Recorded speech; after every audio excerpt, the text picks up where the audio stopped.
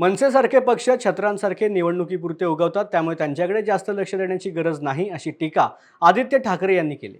पूरग्रस्त भागामधील नागरिकांना भेट देण्यासाठी आदित्य ठाकरे हे पुणे दौऱ्यावरती आले होते. त्यावेळेला माध्यमांशी बोलत असताना त्यांनी सरकारला धारेवर धरले.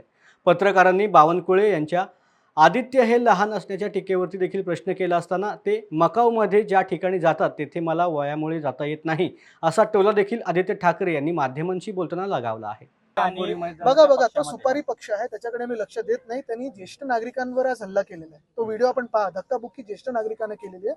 हे निवडणूक आली की सुरू होतात 2 महिने आणि मग परत झोपलेले असतात.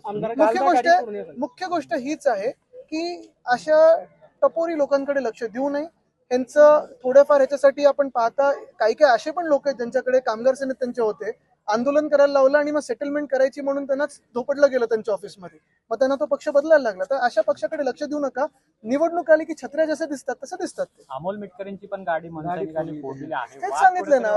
मुख्य गोष्ट म्हणजे हे निवडणुकीच्या पूर्वीच्या छत्र्या आहेत ते सोडून द्या. आणि अश्विन वैष्णव यांच्यावर टीका केलेली होती, रेल्वे मंत्री आता बावनकुळे असं म्हणतायत की तुम्ही खूप लहान आहात, तुम्हाला त्यांची उंची हे नक्कीच ते जसं मकाऊमध्ये जाऊन बसतात त्या ठिकाणी माझ्या वयामुळे मला सोडणारच नाही, म्हणून त्यांना माझं वय माहिती आहे.